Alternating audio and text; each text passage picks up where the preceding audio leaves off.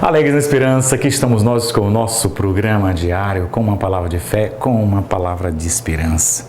Hoje eu gostaria de compartilhar com você Atos dos Apóstolos, capítulo 9, versículo 26. Às vezes, quando nós fazemos a reflexão, eu digo assim, vamos ver o texto no contexto, para que a gente possa entender aquilo que diz o versículo, aquilo que diz o texto.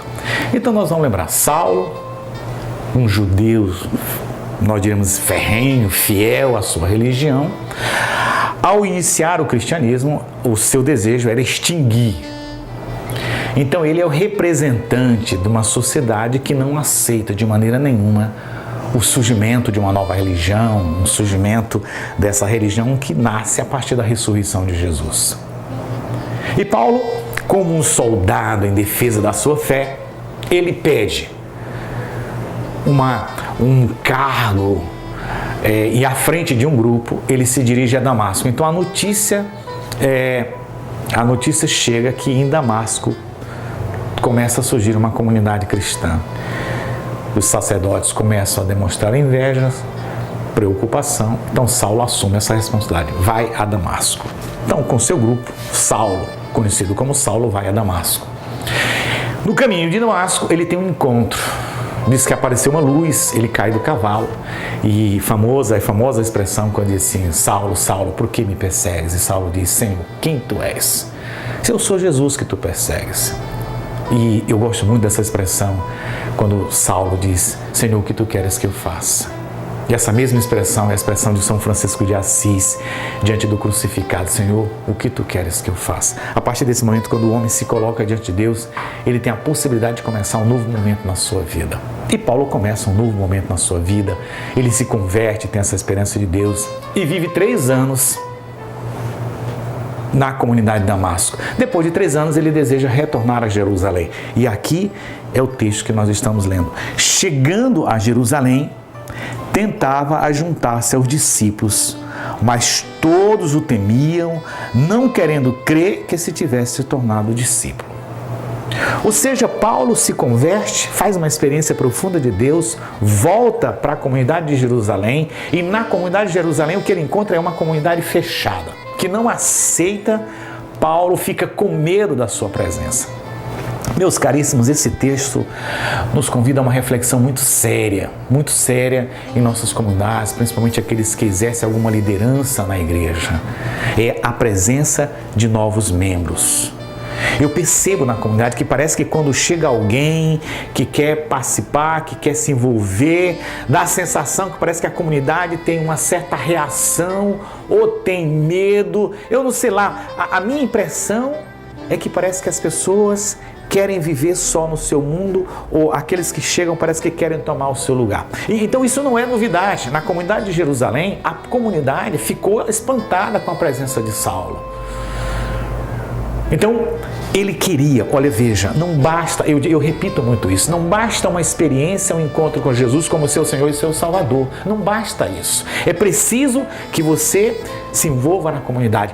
Paulo encontra, então aqui a reflexão é para os dois grupos. Paulo, mesmo encontrando rejeição na comunidade, ele continua perseverante, sabendo que a comunidade inteira rejeita a sua presença. Então, perseverança naqueles que chegam. Mas, ao mesmo tempo, o que nós vamos chamar a atenção? Aqueles que estão na comunidade têm que estar abertos. A Conferência Nacional dos Bispos do Brasil, há alguns anos, falava sobre esse acolhimento na igreja. E olha, sem brincadeira nenhuma, nós dizemos assim, a Igreja Católica deixa muito a desejar em relação a esse acolhimento. Às vezes nós temos a sensação de que as pessoas se fecham tanto no seu grupo que ninguém consegue penetrar. Então, isso é muito importante para que a comunidade tenha essa abertura. E um fato interessante de que nós estamos lendo aqui é a figura de Barnabé. Olha só, o texto diz assim, então Barnabé, levando consigo, apresentou aos apóstolos e convidou-lhes e contou-lhes como